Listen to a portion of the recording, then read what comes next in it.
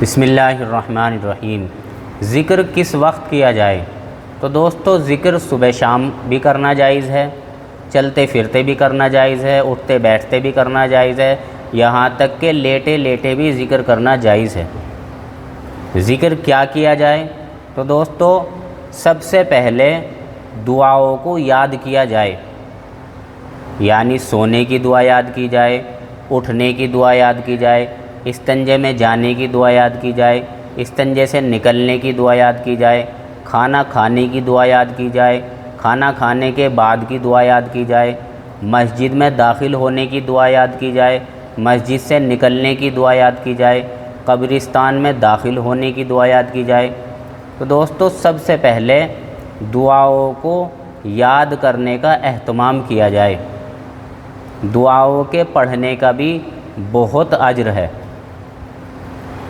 اذان کے بعد کی دعا یاد کی جائے۔ جو آدمی اذان کے بعد کی دعا پڑھتا ہے تو اسے نبی کی شفاعت قیامت میں ملے گی۔ تو دوستو دعا پڑھنے کا بھی بہت اجر ہے، تو دعاؤں کو یاد کریں۔ اسی طریقے سے دوستو آیت الکرسی یاد کریں۔ ہر فرض نماز کے بعد آیت الکرسی پڑھیں۔ جو ہر فرض نماز کے بعد آیت الکرسی پڑھے گا تو اس کی موت نے ہی اسے جنت میں جانے سے روک رکھا ہے، تو آیت الکرسی یاد کریں۔ اسی طریقے سے دوستو اس دعا کو یاد کر لیں، اللہم اجرنی من النار۔ جو اس دعا کو فجر کی نماز کے بعد اور مغرب کی نماز کے بعد 7 مرتبہ پڑھے گا تو دوستو اسے ضرور بھی ضرور جہنم سے خلاصی ملے گی۔ اسی طریقے سے دوستو سورہ واقعہ پڑھنے کا روزانہ رات کو معمول بنائیں۔ جو سورہ واقعہ پڑھے گا اسے کبھی فاقہ نہیں ہونے کا۔ اسی طریقے سے دوستو صبح شام اس دعا کو 3 مرتبہ پڑھ لیں، بسم اللہ الذی لا یضر مع اسمہ شیء فی الارض ولا فی السماء۔ جو اس دعا کو صبح شام پڑھے گا تو اسے کوئی بھی چیز ضرر نہیں پہنچا سکتی، اور دوسری روایت میں ہے کہ اسے کوئی ناگہانی بلا نہیں پہنچ سکتی، تو اس دعا کو بھی یاد کریں۔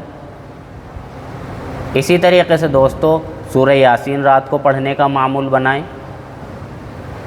مقصد بتانے کا یہ ہے کہ پہلے ہم ہر چیز کی دعاؤں کو یاد کریں اور ان صورتوں کو یاد کریں جو دعاؤں کے طور پر بھی استعمال ہوتی ہیں۔ اسی طریقے سے ان صورتوں کے پڑھنے کا معمول بنائیں جن کا کوئی خاص وقت پڑھنے کی فضیلت ہے، ان کو پڑھنے کا بھی معمول بنائیں۔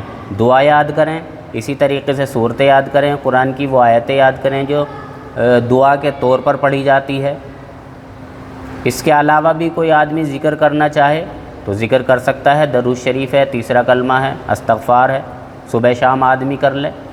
لیکن دعاؤں کے یاد کرنے کا اور پڑھنے کا کہ کب کون سی دعا پڑھی جاتی ہے ان کے پڑھنے کا معمول بنائیں۔ اللہ تعالیٰ صحیح سمجھ کی توفیق نصیب فرمائے۔ وآخر دعوانا ان الحمد للہ رب العالمین۔